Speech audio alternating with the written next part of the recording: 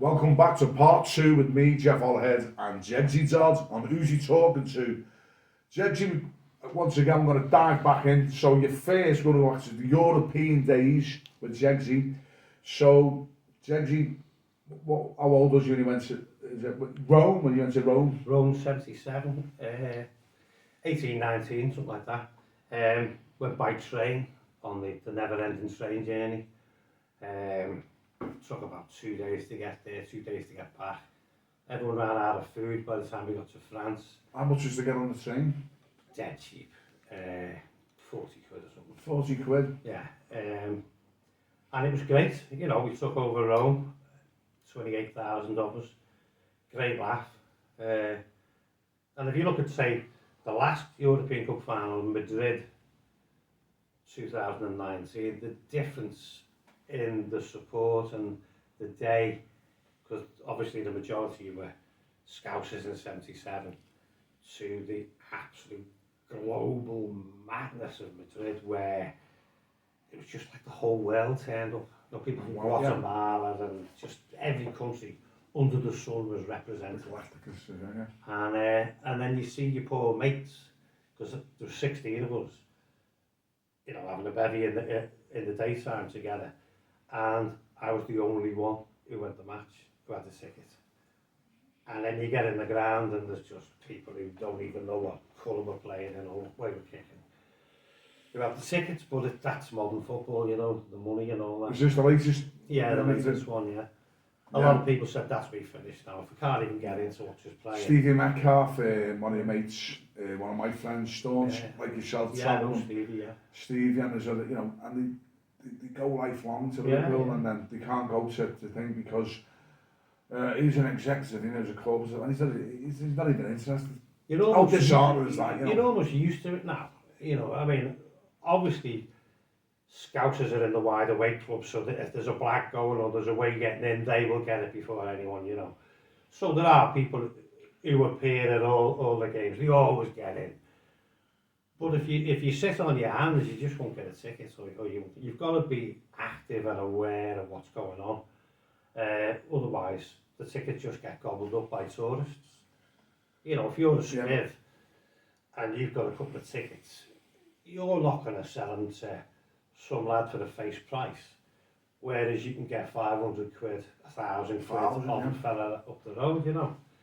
It's against all my models. You know, if I've got a spare, it's always face price. And the ones who go to the away games every week, that is the gold rule. That's set in stone. If you've got a spare, it's 30 quid, which it is for every away game. Yeah. And it's 30 quid if you sell it on. And then you get some bright spark who thinks he's going to have it off, and he's saying, "Oh, I only want 200 for it." It's like, just goes up the arse. He's getting jibbed by the fame. Yeah. Because I mean, I've seen some of your photographs, and you know, some of your fame, the lads, your mates. You know, there's a fella called Tuddy who used to live in Morton. Yeah. It all start here. Tell us the time you told me, it made me laugh. So there's been Kamikaze. What was that against? Well, Tud used to turn up everywhere, you know, in the boot boy era and all that. Remember being in the Kippax at City, trying to the Kippax, and Sheffield United, the Shoremen, trying to take that, and you'd be overwhelmed in the end. I mean, you know, you take the piss going into people's home end. Yeah. And I always remember being at Sheffield United, and it was looking a bit dodgy, you know. Thousands of Sheffield United fans not happy about you being in there. And next minute, just saw Tuddy fly over into them on his own, and you think, whoa, it's a suicide, it's kamikaze, you know. It's just kamikaze, and that's just like, was he the bravado of the day. Bravado, and he's probably like over the top. It's the day, yeah, you know? over the top. We have to drop that in. So you got to Rome. Yeah. Sorry for that. We're going to go off on little tangents, but we're going to get there. Gets to Rome. What was the city like? Because it was like your first time in like Italy. It was great. It was open celebrations. It was an amazing occasion. You know, being the first English club to win it on foreign soil. I know Celtic won it in Lisbon, '67, and United won at Wembley against Benfica. Yeah.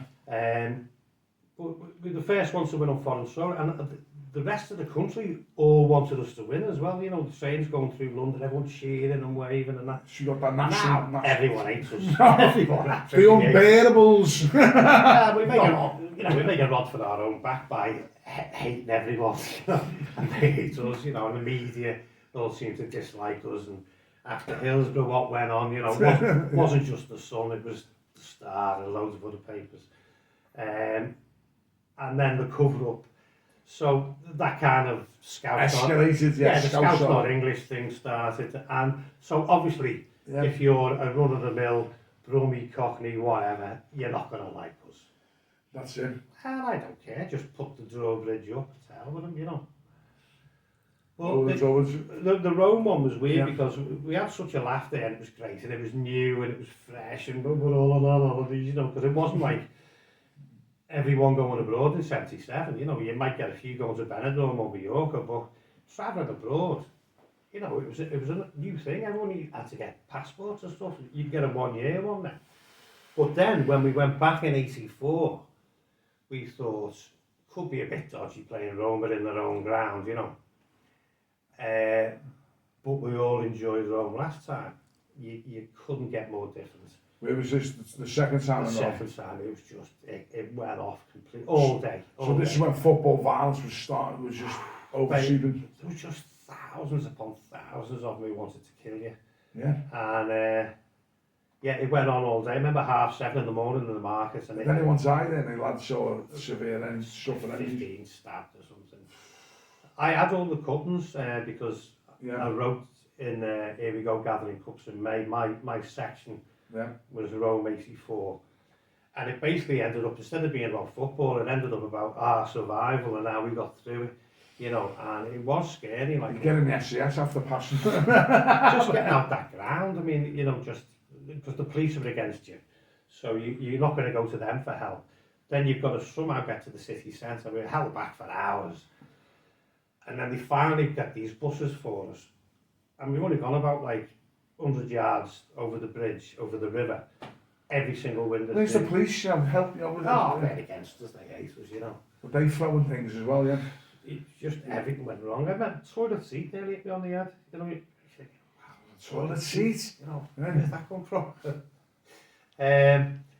Yeah, that was really, really scary. So Somebody's at the door, so we'll just keep talking. it's Keep the it rolling. It's the COVID police. It's the COVID police. See the gap? No, Yeah. we've got a gap. We've got a gap. Keep it rolling. Yeah. Do you want a malted milk? No. Yeah. Some little malted milk in between. You don't mind, do you? It's not the bailiffs, is it? No. You never know. Joking. So look, let's talk me the malted milky biscuits. We have have to do it all again, but do it all again, but no, keep it rolling. He didn't put a thing on his door. I'm on the toilet or something. What the Jehovah's Witnesses is. Oh, we have to mute the tape, Baston. We're still filming on. That's still rolling. We can have a little laugh on this. Might maybe an outtake. So what was the drugs like? No, yeah. Mountains. No, he messing. Oh, Christ.